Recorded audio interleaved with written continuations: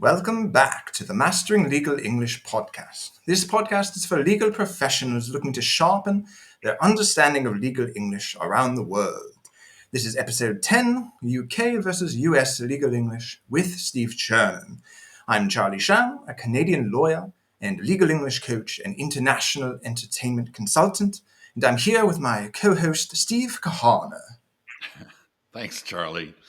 Great to be back. I'm Steve Kahana, U.S. lawyer and the executive director of Juriscribe, providing translation and related language services to the legal community in the United States and Europe. And today's episode is a real treat. We're joined by Steve Churnin, a UK qualified lawyer and legal English instructor. Welcome to the show, Steve. Hi, thanks for having me, and it's great to be here. Lovely to hear that impressive English accent from Charlie. I was very impressed. Yes. Many thanks. Now, because of the preponderances of Steves, we shall refer to the Steve Kahana as Steve K and Steve Churnin as Steve C, so as to minimize confusion. And actually, in preparation for this podcast, Steve K and I put out polls on our LinkedIn asking our connections if they prefer to sound American, British, formal, and informal. And quickly, let's talk about the results. So in my poll, we had 27 votes. 6 lawyers voted for American English and 7 for British English. And that kind of shocked me. Steve, what did you have in your poll? Definitely a strong majority in favor of American English, 13 versus 5 for British English. So my side definitely had a preferred side of the pond for their accent. Yeah, and it's really shocking. I often say to at least Spanish people, if you're going to choose the easier accent, it's going to be the American accent because the British accent can really be exaggerated high and low. It's harder, the intonation. And it depends if you work for an international firm and London is you make calls to your headquarters in London every week, then you should focus on the English accent. But if you're mostly doing business with Americans, then you should focus on the American accent. I also asked my audience if they preferred formal and casual, and it was a bit of a surprise. I had a lot of votes for formal, which makes sense for vocabulary. But I've also had a lot of clients actually ask to practice small talk. So that was really interesting. But let's get to the basics. Even though the UK, the US, and Canada all draw from common law, we've ended up with distinct legal systems. So Steve C, maybe you can kick things off with a quick overview of the UK setup.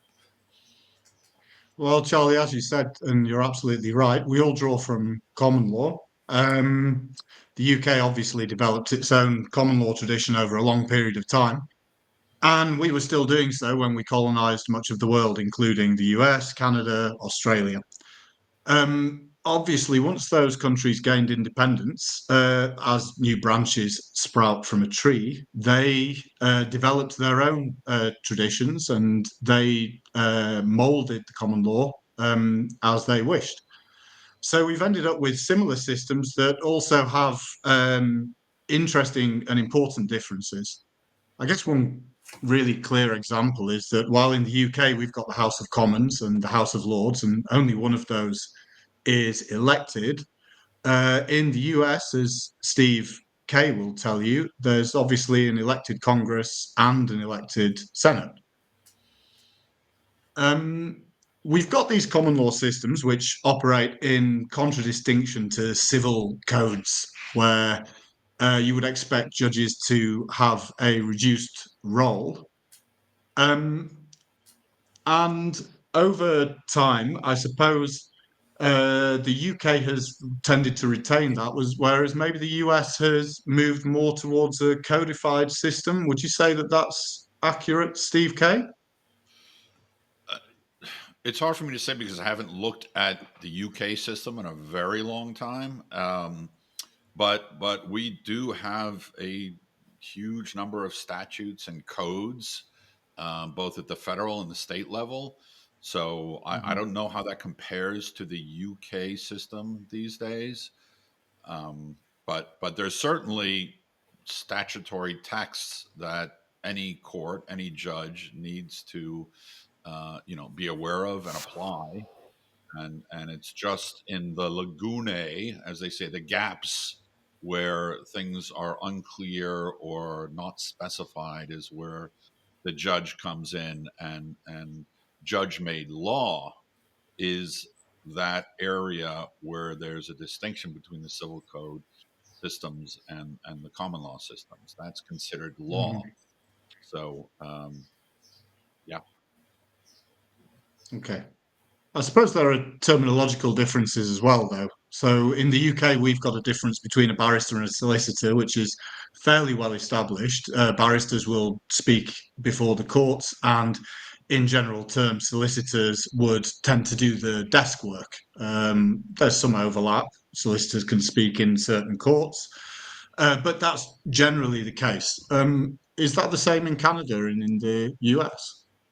Yeah, so for in Canada, we're a bit in the middle because we were former colony and we just were let go. We didn't fight a war to be let go. We normally use lawyer because while lawyers will know the difference between barrister, solicitor, non-lawyers might have heard it. They're not likely to use it.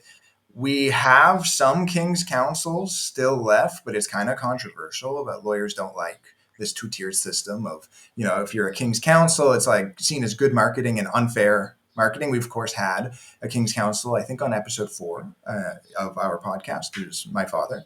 And so that exists. They tried to bring it back and there was uproar. Quebec has a civil law system, but it's a kind of complex because they're a French province, but they're ruled by the federal, English part of the country. So it's a little political. And all lawyers, you're a lawyer and you can kind of choose what you want to do. If you want to act more like a barrister or a solicitor, I made a joke saying barristers are more like barking dogs and solicitors are more house cats. Like solicitors stay in their offices and work, and then barristers go to court and then they argue, although less so after COVID. But it really depends on your opportunities. So Canada, you can, depending on your opportunities and your skill, you can really become whatever kind of lawyer you want. Steve K, what do you think? Well, that's a big contrast with the US. We don't make that distinction. You can be a lawyer, attorney, they mean the same thing. We don't have barrister versus solicitor. Any lawyer can practice in front of a court. You do need to be licensed in certain situations or admitted to the bar, for example, the patent bar, for example, if you want to argue in front of the patent courts. But otherwise, there's really no distinction in terminology. We definitely don't have king or queen's counsel, which sounds a bit grand to American ears. And there's no distinction in Spain. Of course, there's this distinction between procurador and abogado. An abogado is what we would call a lawyer or attorney in most English speaking jurisdictions. But a procurador, Right. you know, Procurator, it can be difficult to translate in English, but if, let's say, could you feel safe calling urgently for a proctologist? well, you may be calling for a proctologist, but the term procurador is basically what we would refer to as a court agent or a court representative. Their role is limited to submitting filings to the court on behalf of the parties. Unlike a barrister, they don't actually make arguments. It's more of an administrative role. Um, so to set the scene, when we talk about common law versus civil law, it's not a black and white divide. In common law systems, like the UK, most of the US, and parts of Canada, courts rely heavily on precedent and the principle of stare decisis. That means to stand by things decided, a well known Latin term, which means that earlier court decisions help guide how new cases are decided. And in the same factual scenarios, the earlier decision, in fact, constitutes the law for that case. In civil law systems like Spain, France, much of Latin America, the focus is on written codes. And when a statute's unclear, different courts can decide the same facts differently. Of course, they'll look to decisions by other courts and will usually follow the decisions of a higher court. But generally, one of the most important areas for a court to look to In a civil law system, as I understand it, are the writings of authoritative legal authors. Um, so, where an American lawyer may look to case law and black letter law, I'll explain that later. A civil law lawyer, when researching a case, will definitely look towards authoritative legal authors and their writings for guidance on how to make their arguments. In any case, most of the legal systems mix these two areas. Civil law courts look at prior decisions, and common law courts obviously apply statutes. It's more of a spectrum than a sharp split. And let me explain a little more about what I said. One of the main practical differences is what a lawyer looks to first when preparing their arguments for a case. A U.S. lawyer looks at the statute, then looks to case law for clarification, and this includes what we refer to as black letter law. And those black letter law consists of legal principles that have been clearly defined and interpreted by the courts, leaving little room for further debate or interpretation. As I understand it, a civil lawyer will first look at the statute or code and then to the writings of recognized legal scholars. Prior court decisions are less important unless they're decisions of a higher court that are directly on point. Yeah, Please, in the that comments, makes let a me lot of know, sense to me. let us, sorry? That makes a lot of sense to me. I've often felt that civil and common law systems have more in common than divides them. Both systems have statutes, both systems have some form of case law, but that decision as to where you turn first in the event of doubt or when you're needing clarification, the fact that you would go to different sources really makes the distinction clear, or the end of the spectrum that you're looking at clear to me. I would say we shouldn't forget how easily the systems can overlap, though. The UK in recent years, there's been a lot of controversy or discussion about how governments have been fond of enacting fairly vague statutes and then making huge swathes of law by using statutory instruments to develop in a way that I would argue is fairly similar to codifying, something that Yeah, you would expect to see more from a civil jurisdiction. yeah, that does sound like civil law to me. I mean, in Canada, I remember I would look up the legislation and then a lot of weight would go to the cases. But what you're saying, it looks like the judges aren't making the case law that way. No, absolutely. There's less scope for them to make the case law because obviously the more you have written down that you have to follow, the less freedom or discretion you have as a judge to find the law that you think should apply, or to create the law essentially. I mean, I would say, despite that, there are still really good reasons for judges becoming involved in lawmaking. They're supposed to be apolitical, obviously, so there's an argument that they can apply a more objective and perhaps a more long-term view when they're ruling and finding the law than you might expect from politicians. I suppose it's always a question of degree when it comes to legislatures legislating.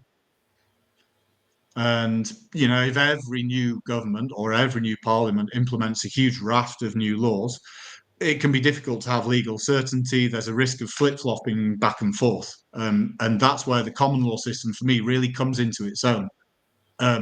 You establish precedent, you have stare decisis, as Steve said, and from there on, you've got to follow the law that's been found. Great, thank you. So, given the differences between the legal systems, why would you say that matters for our listeners? They're learning legal English. Why does that matter to them? Well, there's a famous quote that's been attributed to lots of great writers, Oscar Wilde, George Bernard Shaw, various others, that says England or Britain and the United States can be described as two nations divided by a common language. That's something that's really important to remember. There is a common language, and obviously there are many areas where the meanings are exactly the same in of the words that you're using, the phrases that you're using. But there are lots of situations where the meanings might not be common. There's a risk that you can assume that you are understanding each other because you're speaking the same language, but the meaning or the shade of meaning might be different, and that can increase miscommunications. Um, you have to take into account as well that there are lots of cultural differences. As you may be aware, English people don't really like to say what they mean. We prefer to say the opposite and let the person who's listening work out what we're actually intending to say, whereas Americans are more straightforward. That's a And very difficult thing for us to deal with. Just so you know, in case well, you we didn't know find it hard already. for find it hard to deal with your directness as well. So the feeling's mutual. But it can cause issues, can't it, Steve, in terms of correspondence, negotiations between lawyers? I suppose, if an American or somebody who's using American form of English is being extremely direct, that can be really off-putting in a negotiation where the other side is expressing themselves in a different, more subtle way. Absolutely. No doubt about it. I've experienced that directly on many occasions. So, yes, I can agree. Great. And then when it comes to terminology and vocabulary, especially for translators or lawyers working internationally, what are some UK terms that can cause confusion? Well, that's a really good question. I guess the first thing to bear in mind is that if you only know UK or US English, then you're not going to know which are the terms that cause confusion because you don't know what the what the corresponding meaning might be in the other jurisdiction. So immediately, it's important to try and be aware of the differences between the two.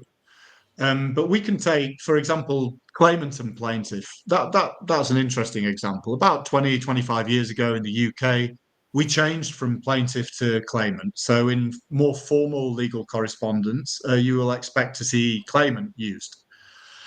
It's worth noting that everybody understands the term plaintiff in the UK, and even in general English, you might expect to hear people use it as much as, if not more than, claimant.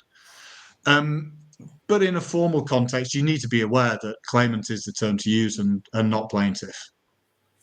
Yeah, I Um, just want to interject that claimant for a U.S. lawyer is really only used in the arbitration context. You have a claimant and a respondent in arbitration, but only plaintiff and defendant in most civil cases and criminal cases. So mhm. you will sound a little off if you're using the wrong terms in the wrong situation. Okay, so that's a really good example of sounding off, of not quite sounding like you know what you're talking about, I suppose. But I guess that the problems can go deeper than that as well. We've developed in the UK, you have specific phrases that mean very particular things. Obligations to use reasonable endeavours and best endeavours, for example. We discussed earlier how in a common law system, judges will make the law, and lots of case law over literally hundreds of years has established precisely what the meanings of those specific terms are.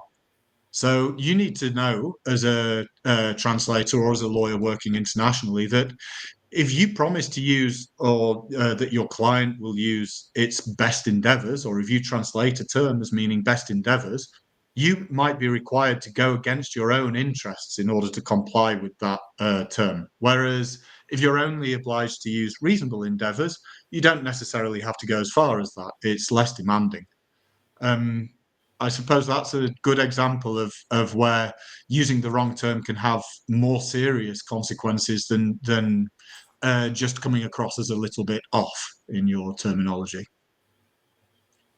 We also use undertakings quite a lot to refer to enterprises, and that's something that's bled in from Euro English, something that I think Steve Kay will be talking about later on. Steve Kay, it's my understanding that that's a less common term across the pond. Well, before Steve K jumps in, I just want to say in Canada, we have a mix because we've got such a huge, we've got a lot of history from the UK, and then we're so close to the US that when I was practicing, claimant and plaintiff was things I heard all the time. Undertakings, I heard it all the time, but endeavor, for whatever reason, did not survive. Steve K, what about best efforts or I things mean, like that? it's we have this the best endeavors concept is what we refer to as best efforts, that you would distinguish from something like commercially reasonable efforts, and so that comes up a lot in force majeure clauses, for example. Um, and whether if an event occurs, can you still perform under the contract? And it's a very, very different standard in certain instances if you need to use your best efforts to still perform, or if you're only required to use commercially reasonable efforts to perform. In one case, in the first case, you can lose a lot of money using your best efforts and still be held to that standard by a court. Whereas it's much easier to say it's not commercially reasonable for us to perform, and therefore performance is not required. So, again, in the first instance, best efforts, you could lose money performing on that contract, and be held to that by a court, or if it's commercially reasonable, you wouldn't have to take that action if it would end up making you lose money. And for translation purposes, a lot of the distinctions you've been talking about are critical. If you're translating into English, you need to know the jurisdiction. Or you risk using the wrong legal term entirely. Tribunals in the UK refers to specific bodies that we would call an administrative court or board in many situations. So examples like these, it's really important for you to understand the specific terminology involved, which is going to be based on the jurisdiction you're dealing with. Mhm. Yeah, that makes sense. I suppose it's worth noting as well that lots of differences are not specifically legal, but can really have an impact on what the reader is understanding. I guess I'm thinking about things like million and billion, which the difference between that in the past was an issue between the UK and the US. My understanding is that Americans used to call 1,000 million a billion, whereas British people only called a million a billion. But now, thanks to the cultural impact of our junior partners in English from across the ocean, we've fallen into line and we're using 1,000 million as well. Um, Yeah, but remember, a million in U.S. English is a trillion. Okay, and what's very important for, at the very least, our Spanish audience is that un billón in Spanish really means a trillion in English. Un billón is un millón de millones, a million millions, which is a trillion in English. So do not translate either in writing or in spoken language un billón as a billion. Be very careful with that. So just wanted to make that point. Yeah, numbers when it that's comes to interesting. yeah, when it comes to learning legal English and really excelling, numbers is something you cannot ignore if you're working in contract or corporate. And it in a second language, you can't take it for granted. And it's something that I often am working with for corporate lawyers. Sorry. The other thing is dates. What Now, for Could example, I there's just ask Charlie on just to interrupt on that? What would you say is best practice then for if you're translating numbers and if you're working in a second language, how would you avoid confusion? I prefer, 1,000, 1,000,000, 1,000,000,000. I don't like 1,000 million. It's never sounded right to me. I've never heard anyone in Canada really say that. So for me, 1,000, 1,000,000, 1,000,000,000, and you don't really mix. Uh, Mhm. that's what I recommend. Mhm. Okay. Well, but it's important again for the context because most financial reports and writing annual reports, in both UK and US English, they will refer to thousand million. So, and that's just more the financial jargon. So it's important to know what area you're looking at. So in a quarterly report or in an earnings presentation, they may refer to billions, for example, but in the actual written annual reports, you'll more often, even in American corporations, mostly global ones, you'll see references to thousand millions. Um, And I and it's just a more precise way for them to set out the numbers.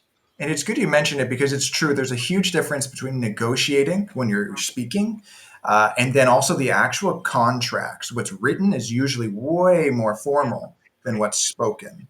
And so that's something to keep in mind. Now, actually, Steve, if you notice, there's a comment about negotiating with Brazilian lawyers. Have you taken a look at that? Let's have a look. Which Steve were you referring to then, Oh, Charlie? excuse me, Steve K. I believe someone, one of your contacts. Hold on a second. Uh, Portuguese language. So the contacts, the comment says negotiating with Brazilian lawyers in Portuguese language and English has been the most difficult thing I've ever done. They're very combative. In this case, they were representing a Real Madrid football player, and I was representing a woman there. But everything turned out fine for her in the end. In this case, procurador does not help the lawyer in Spain. The procurador only helps on administrative tasks with documents. Of course, I think those are two separate comments.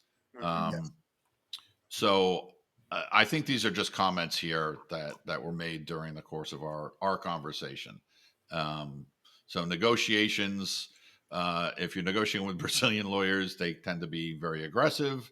And then, the procurador, the comment is that they don't help the lawyer. They really take on administrative tasks with documents in court.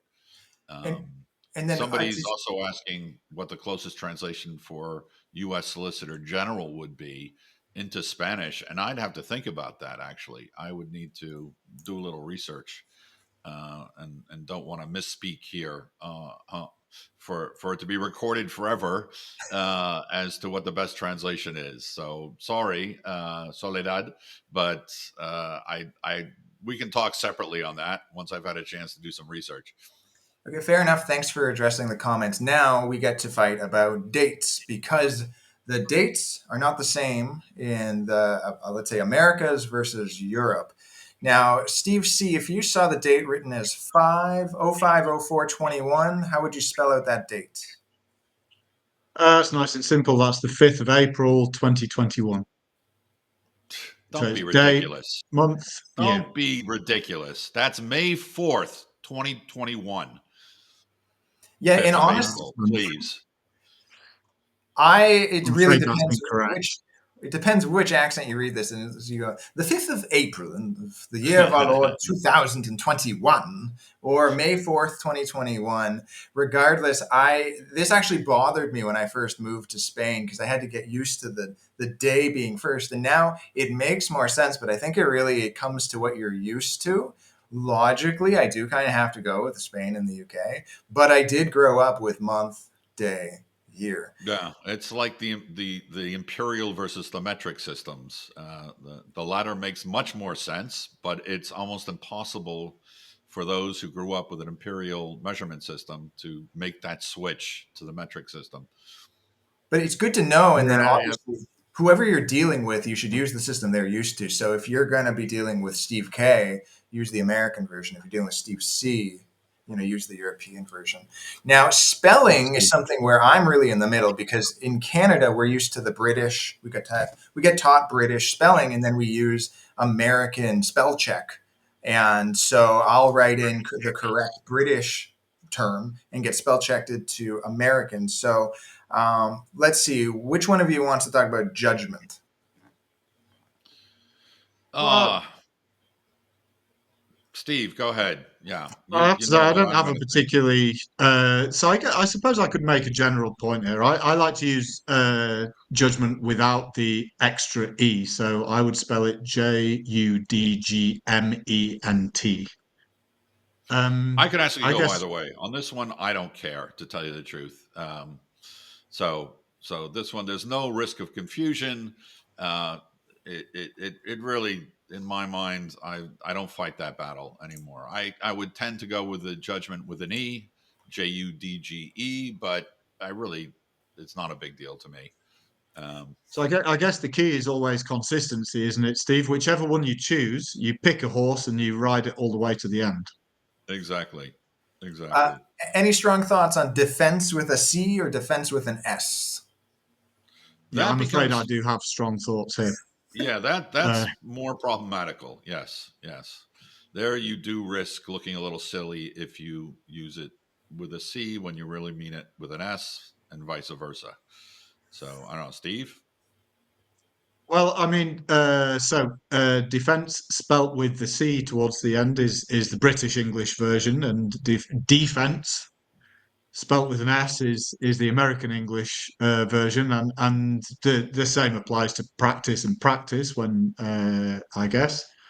And I don't know. Yeah, it looks incongruous. It looks a bit strange if you're writing in UK English and you're using uh, defense with an S. I would still say that the absolute key is consistency. A British English speaker might find it a little bit irritating to see the American spelling used, but at least if you're consistent throughout the document, there's something to hang on to there. Yeah, I honestly, coming from Canada, I'm so used to both, but I can see how if you don't have a lot of international work and you get presented with the other, you could be upset. Now, what about the use of passive voice and formality versus direct and I, casual? That might be the big war between the UK and the US. So, I mean, I'm right. would you Canadians are right in the middle. Okay, so we are known for being saying sorry a lot, and so lawyers have to develop to be more aggressive and direct, and it goes against the stereotypical Canadian that is passive. But we are a bit more. We can use more. It's maybe a bit easier to be direct and aggressive than it is. Maybe Steve K. Are you direct, or would you say you're more? Would you? Yes, I would have to admit we're we can be accused of being a little too direct, especially me, and saying what we think, and not dancing around a particular topic. We prefer, not everyone, obviously, these are generalities, but generally, especially in the Northeast and New York, tend to be more direct, not have time to being nice. Nice doesn't matter. Just get the point out and get it done. So that tends to be the approach, and sometimes, you know, these lawyers don't quite understand that there are other ways to do things that are equally acceptable. Now, Steve C, would you? I don't know. Can you Mhm. mount a defense for the British way of doing things? always? I would say I don't know. One of the most important lessons that I learned when I was first practicing from a partner who I drafted a couple of briefs for was that using the passive voice and being polite aren't necessarily the same thing. So he really encouraged me to use the active voice. It would be appreciated if you could, should really be, I would appreciate it if you could. So you can be direct and still be polite, I would say. The more that you use the active, and I think this is particularly important for Spanish speakers who are drafting in English, the more that you can use the active, the more likely it is that you're going to be able to produce documents that sound English, that get to the point. Because whether you're British English or American English, you want to be clear in what you're saying. You don't want to have a sentence that goes on and on for 8, 9, 10 lines. So short sentences using the active voice, I think, is the way to go, whether you're British or American. I will say one of the big objectives is to get a Spanish speaker to get more direct and then just shorten the sentences. Steve K, were you just about to say the same thing? I was just going to say and it's hard for native Spanish speakers because the language itself is more passive. So you use phrases like "se me ha perdido la cosa" instead of "I lost it." It was lost to me. So things are happening to me much more than I did this. And I'd have to think about more examples, but that's always, it just by reason of the language itself and the thought process behind it, it's more passive, and therefore it's more difficult for native Spanish speakers to talk in this more direct language, and it requires I think that's a conscious great effort. point to interject, and I would add that the use of structures such as es importante que, es imprescindible, those types of structures, we don't tend to use them so much in English. We'll tend to say we need to, we must, you should. We'll use the modal verb a lot more, and I think along with Steve's example, those are areas where I find that my Spanish clients can really improve. There's a lot of room for improvement and for sounding more English when you're writing or speaking. Yeah, when it comes to sounding more English, could you do more than the words hereto, thereof, and witnesseth? These are things that, me and Steve K would probably, I would have to put on an accent to, to say them again. Is this, would you write this? I don't need an accent for that. That's quite common You would use in this? my life, Really? anyways. Yeah, so you would say, I witnesseth this day. No, but in written, in obviously not spoken. No, of course not. But in documents, and I guess we'll go into plain English a little later on. But it's still very common to see those terms and to use those terms, and their equivalents in Spanish are used all the time. So Well, I thought this was that's going to be a Steve C thing where, of course, you can't go a day without saying thereof. Um, Every sentence contains hereinafter. Um, well, maybe, unless I'm missing something when it comes to the boilerplate clauses for force majeure termination or formatting, we can go straight to plain English because it's But some. but one thing to keep in mind, just for, in terms of written English, capitalization. So here's another area where there's a big difference between British or Euro English and American English in terms of things like capitalizing headings. So Steve and I have dealt with this a lot over the years in terms of the American preference to capitalize all the major words in a heading versus the European preference to not capitalize anything but the first word. Um, and Steve, what do you think about that? Consistency is key. Um, so I'll always try and basically do what the client wants. That's always a useful approach for whether you're a lawyer, translator, or in any other profession. I would say if you're if you're writing in UK English and you're not sure what the rules are, then it's worth trying to find documents that you know are written in UK English and looking at how they do things. You can always refer to style guides as well if you're unsure. You know, the Chicago Style Guide will give you plenty of guidance, as the name suggests. So I would say consistency is absolutely key in every case. In the event of doubt, consult sources that you know are reputable, and ultimately do what the client wants. Yeah, but there are things like acronyms and abbreviations, for example. Mhm. In UK English, you'll often capitalize the first letter of an abbreviation or an acronym, like Ofgem, the Office of Gas and Electricity Markets. Whereas in the United States, we would capitalize all the letters in that particular acronym. Um, and I think it's important to understand those distinctions. Again, it's stylistic. Nobody's going to call you out necessarily, but it would be very strange for an English speaker from the UK to see somebody capitalizing all of the letters in Ofgem. It's always just the initial O is capitalized. Whereas an American, if you capitalize just the first letter of the SEC, for example, the Securities and Exchange Commission, and put capital S, Mhm. lowercase ec, nobody would know what you're talking about. Like nobody would Mhm. understand it. It should all be capitalized. So it's just another point to keep in mind, these capitalization issues, and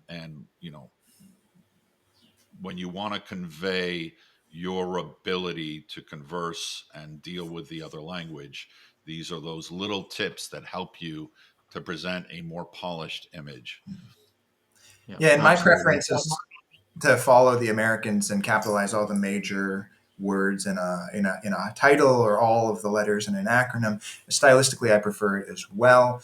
And then maybe we can now go to the plain English movement, which makes me laugh in a way because, well, it does depend, but normally lawyers need to speak in plain English. They need to bring the formality down. Now, in the UK, was there a change in how this happened? In maybe in the last 20 years? I mean, we founded the plain English movement. This is, guys, we came up with this.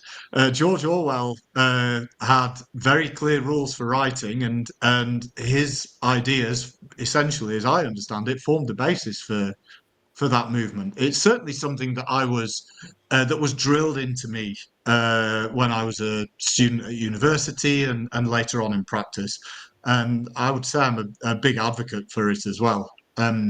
Really, it's as far as I'm concerned, it's an extension of what we talked about before. You try to be as clear and direct as possible.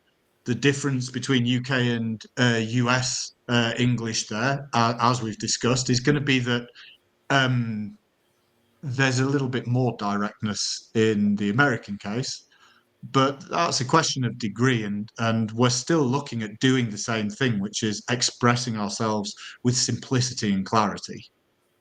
I always say the first thing you need to work on is to be understood, and then you can really start adding style and the way that you want to come across. But I think this comes, it's similar to as we spoke before. An American style tends to be, I find it much more direct and aggressive. And then, Steve K, is this also reflected in writing? The plain English movement. Well, also the cultural issues. I think culturally, is there a difference between the way the American lawyer would write and the UK lawyer would write? My understanding is yes. That this goes back to the same way about speaking is translated into writing. It's more direct, time driven, can be plainer, and so I think there are some differences there. The British tend to be more ornate. They definitely have an ability to manipulate the English language, which I think is at a whole different level than most Americans are capable of. So I'm always quite impressed by that. Now, I, Are I you do accusing us of trickery? No, no, it's just ability to manipulate in a beautiful way, often the language. Now, It's I do apologize, but Steve C., if you would not mind, if it would not be too much to put upon you, would you like to address the point about writing in the UK style? I have to say, actually, I think Steve K is absolutely correct. I can't disagree with him on that much as I would love to. There is even in a simple email, and I find this in our correspondence. To be honest, in my correspondence with Steve K will use two words when two words will do the job. I don't think I've ever sent an email with less than 50 words. I just can't do it. I try, but I physically cannot bring myself to be so concise. So I guess that's the best evidence of the truth and of that, what he's there's saying. actually kind of almost an emotion in the words that the British tend to infuse through their manipulation of the language, which I find fascinating and beyond my capabilities. So kudos. I'll give them where they're due. Now, Steve C., the type of document, does that affect the formality? I assume so. Yeah, absolutely. I mean, I guess you go all the way from briefs that are being submitted to a court, through contracts, through due diligence reports, to correspondence with the other party, correspondence with your own client, and then you've got the difference between an executive summary and an email with bullet points. I mean, that's going to be the same in any language, I would imagine.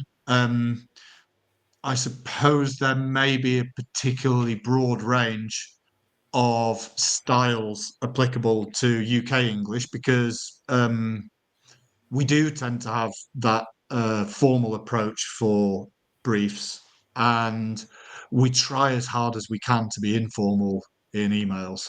But I guess that's similar in the US, Steve K. I I, I think so. Yes, yes, absolutely. What And Sorry to cut you off. Well, I mean, as much as we're saying, plain English, I think it's funny because we're planning on talking about whereas, hereinafter, and thereof, which I don't call plain English. If someone with someone without a British accent says one of those three words to me, I'm suspicious. But I'm not as much of a translator as you two are. To you, are these words? Can we go into them? Are they plain English to you? So one of you, Steve let's K, would see. you like to?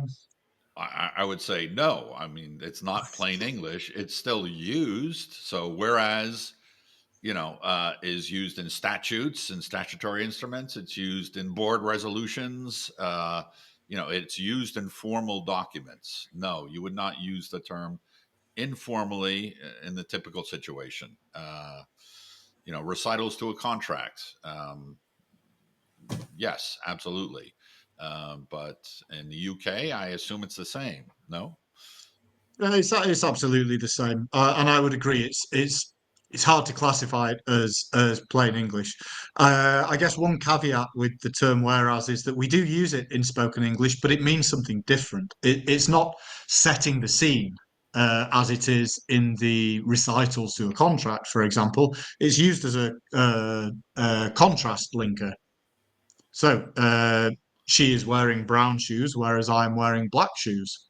I have no idea why you would want to say that sentence, but you get the point. I presume that you would use it in spoken English as well in Canada, Not America. so much. No, you would say while. She's Hmm. wearing black while I'm wearing blue.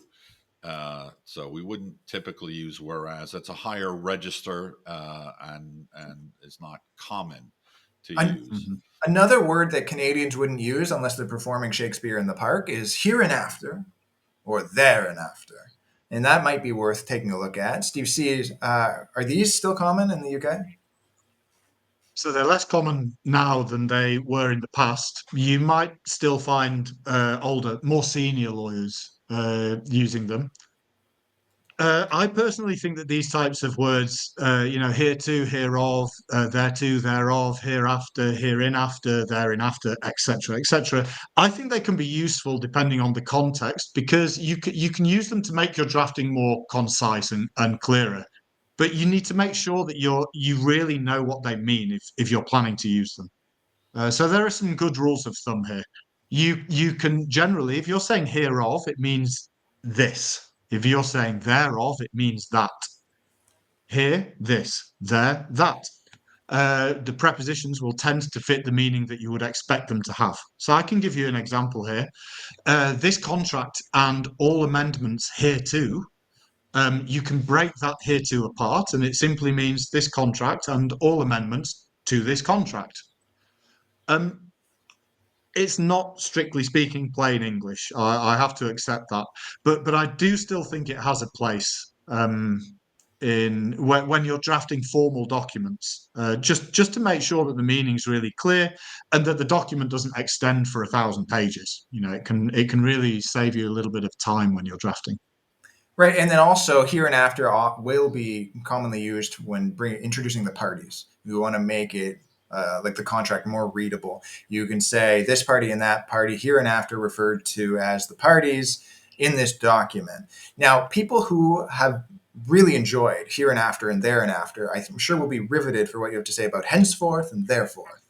But what I wanted to interject is that in Spanish, the same thing occurs. They'll refer to de aquí en adelante, here and after. Mhm. And I say use the same term in English and not make it plain when you're translating. If you actually need to translate a document, and this is a big point, don't use plain English if you're translating a document. If it has a particular register, if it says de aquí en adelante, if it says las partes del mismo, then you use the equivalent term in English, which is that higher register, here and after, de aquí en adelante, or las partes del mismo, the parties here too, or there too. That is the appropriate term. It's not up to a translator to change the register. It needs to reflect the document as it reads. So I just want to get that point out. It causes a bit of consternation when I bring this point out with the translation community, but it is what it is. It's not up to the linguist to make changes and make it simpler in the target document than it is in the original document. Yeah. And if anyone wants to send in hate mail, we will feature it again. Charlie loves hate mail. Okay, but Steve C., did you want to speak on henceforth and thenceforth? I don't know if there's that much to say. I'm happy to leave henceforth and thenceforth alone. They Oh, follow pretty much the same the I've same actually structure as the other ones. I never would I would before. have a word for. Sorry, go on, Steve. I've just never, I've never before seen thenceforth. I just need to say, I've No, me literally neither, never actually. seen But that word. it looks good. I'm going to be incorporating it into Yes, my I everyday think so. conversations. I think Um, for intimidation, there's like not much that can beat a British accent, and thenceforth, thou shalt not. My favorite, though, I mean, a lawyer, when I was a like articling student, so I was just starting out, a lawyer made a joke about like a clause saying, this must be delivered forthwith. And ever since, I've loved the word forthwith. Now, I don't know, let's go with the UK. Steve C. I don't know, is this just a normal word in the UK? I mean, I've used it precisely 0 times in my life so far, which isn't to say that I won't find myself using it every day from now onwards, but I highly doubt it. I think I saw it in Robin Hood, Prince of Thieves, um, where the Kevin Costner film from the early 1990s. But I really really wouldn't worry about incorporating forthwith into your English production. What I would say is that it's really important to know what it means because you never know when you are going to come across it. And while I wouldn't recommend using these terms extensively, I would only use them when they really add something, when they're beneficial. It's really critical to know what they mean and to understand them because you're going to be reading other people's documents. And when other people choose to use them, you have to know what they're talking about. So it's a good thing to know that forthwith means immediately, even though you're not planning to use it immediately. It's come across in my Canadian legal career, so maybe in Canada it's more used. Steve K, is this something like that you pull out every week? The term forthwith Yeah, please and give me your. therewith, I don't typically use that at home. That's for sure, unless I'm talking to my kids. But no, in a stern tone, you shall do your chores forthwith. But since my kids are grown up and out of the house, I can't do that anyways.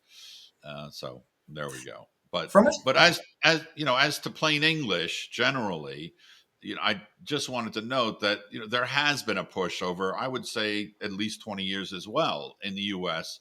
for plain English. The effect of that movement is debatable. There are still tons of government documents and consumer facing materials that are not written in plain English that should be, but its effect has mainly been in the consumer facing area, consumer contracts, other legal documents directed to the general public. You'll see words like must instead of shall, where it's more direct. Shall is debatable. Is that an absolute requirement, or is it just the future tense of the verb? More active voice, efforts to eliminate legalese altogether. uh, it has taken root, and you'll see its effect in federal agencies with public facing documents. But it's important to keep in mind, in sophisticated transactions between lawyers, most higher level court decisions, you'll still see traditional legalese in all its glory, and you'll need to be able to deal with it as a lawyer who may not have English as your native language. Yeah. So do not discard traditional high register legalese because you've heard about the plain English movement. Mhm. It's not going to help you much. Coming from Canada and probably the States, the UK is seen to be quite formal. Steve C, is that going to continue, do you think? Well, I mean, it was interesting to hear Steve Kay talking then about how the plain English movement has been going for a long time in the US and hasn't yet vanquished its foes, because there's a similar situation in the UK. Change takes time, and I think that we will have these types of formal registers for a long time to come. First of all, because people don't like change, and as we know, it's important for lawyers to have a little bit of their own secret language, and secondly, because it's useful. In some circumstances, it's useful and necessary. So, Yeah, I we mean, can expect you to see need, some change over time. But sorry, go on, but Steve. there's a well, I wanted to make the point. It's not just lawyers wanting to have their own secret language. It's that there's a technocratic aspect to it, in that for purposes of precision, you need more tools in your toolbox and use of them to be more precise in your speaking. And with a plain English, it's more like a cudgel. You know, you have a big hammer and Mhm. that's what you use, but it's much more difficult to express a particular concept in plain English than it is to use more complicated terms that may not be accessible to everyone. So, Yeah. it's often been said that it's much more difficult to write a short, concise document that uses as few words as possible than a long 50-page document where you don't try and economize the use of the language. And Mhm. so I know there's a more pithy way to say that, but it escapes me right now. Yeah, in Canada, I'd say our contracts continue to be very formal, but then the way that we negotiate tends to be quite neutral. I don't know if I'd say casual, I suppose it does depend. Steve, did you want to mention something about the active and passive voice? That seems to ring a bell. I think we've covered it reasonably. Unless you're talking to Steve Kay. If Steve Kay has something Yes. extra to say in that respect, I think we've covered that earlier. The active voices, it has to be your preferred option. Like there must be a strong reason to use the passive voice.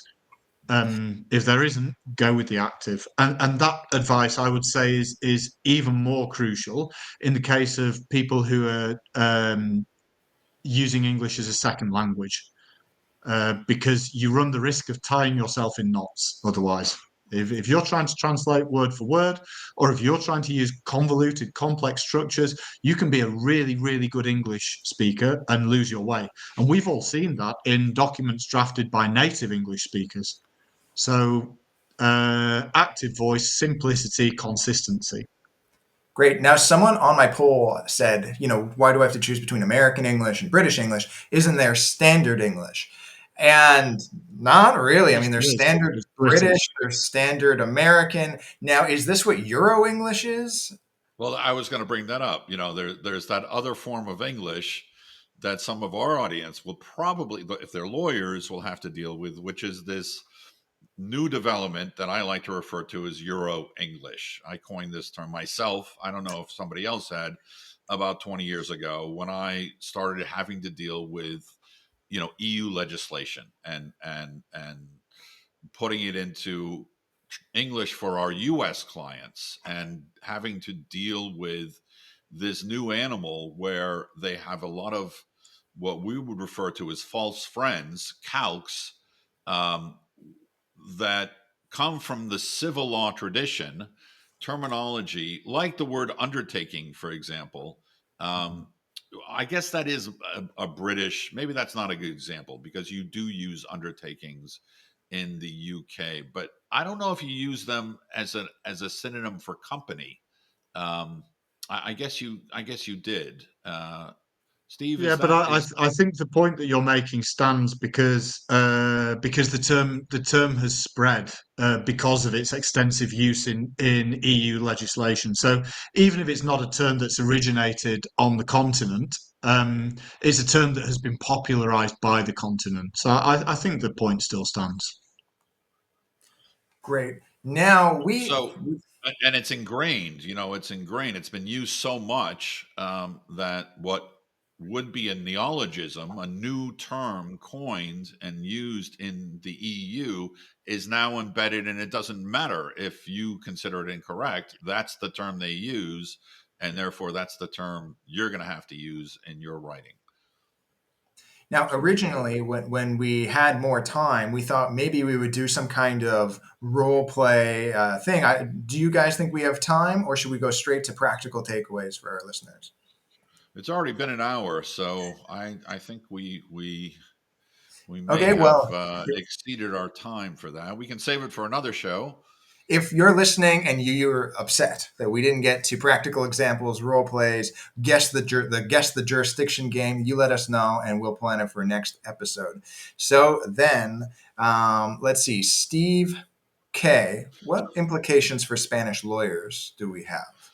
Well, I mean, for takeaways for learners, teachers, translators of legal English, we've talked about knowing your audience, picking a lane, use one variant or the other, UK or US English, but don't mix them. Although the more you know about each variant, the better. Um, Another point is being careful with terminology and false friends, and being aware, especially of differences in things like numbering, spelling, date format. For God's sakes, be careful with dates. Spell it out. If there's any chance of misunderstanding, put the number, the month, the year all separately rather than just digits to be sure everybody's on the same page with respect to the dates. Steve, you got anything else to add? Well, I mean, I have to be honest. I've made that mistake with dates. Because it is so ingrained in the British to go day, month, year, as I'm sure it's ingrained in the Americans to do it the wrong way. I've made that mistake and learned my lesson. I think it's absolutely crucial. Use the name of the month, and you avoid the problem. Great. Beyond that, I would just say to reiterate what we've been saying throughout the last hour. Really, it's the key things to consider are context and consistency. Who's this document for, or who am I speaking to? What's the jurisdiction? What level of formality do I need to apply? All types of documents can have different levels of formality. And there's no one size fits all solution. But if you are aware of your context and then you apply whatever you've chosen, UK or US English, consistently, then you should be able to produce a good document that works for everybody concerned. Great. I often, usually my students, they're already speaking closer to the American accent. And so if that's naturally your voice, for example, people coming from Spain, 99% of them, I'd say model the American accent when you're speaking. But you really do need to be able to understand these accents when you have to listen to them. You want to modify the way you write when you have to write either to London or to, let's say, New York City. So I would take this one challenge at a time. And these are the two major styles, the two major accents to know. Unless, for example, you're doing a lot of business with Australia, then you really need to start working on that accent. I get people complaining to me saying, I don't know what they're saying. I don't know what a Sheila is, etc. They've got their own sayings. But I'd say this is a challenge, and it's honestly quite an entertaining challenge. Now, we have some more terminology. Did we want to attack consistency or terminology next? Because we've got a few. Uh, Well, we can save this to another. We can save this to another podcast. Now that we're at about an hour, did you want to talk about no obstante, or save it for our next podcast? well, Steve, I think you brought this up. Some of the terms that can cause difficulty, like no obstante. How would you translate into English no obstante? Because I've seen translators do this, how shall we say, incorrectly, and have to fix this a lot. For this particular context, when you're dealing with, let's say, a contract, or let's say corporate governance documents, when you see the term no obstante, what do you think? Well, I know that you're not a big fan, or I seem to recall that you're not a big fan of the word notwithstanding. I mean, I would tend to go with despite and build a sentence based on that. Well, Um, the problem is that notwithstanding is not bad. It means, however, notwithstanding, um, it's, basically, despite the provisions of clause 6.2, you can still do XYZ. mhm, That's fine. I've seen it confused a lot with without prejudice to. So I've mhm, actually seen no obstante translated as without prejudice to, and it's in this context, in the corporate commercial context, and these kinds of documents, it's absolutely wrong. It does not mean without prejudice to, because sin perjuicio de, without prejudice to, in this context, means that clause A still applies. yeah, This does not take away from the provisions of that, and mhm. so I guess we can make some examples. Without prejudice to our negotiation, you know, your wife's paella is horrible. I could say that, for example. The this Your What wife's type of paella being negotiation is that, horrible Steve? does not detract or otherwise prejudice our negotiations. Um, This is what happens when you read what I write for I you. don't know. There's more examples. Okay, great. And then, so when it comes to This was this was Charlie's example. yeah, yeah, you got to be careful. You got to edit what I write for you. Um, but so I wanted to say, like, there are when it comes to legal English, there's really two major styles, and then depending on your first language, there are these false friends or these uh, terminological issues to pay attention to.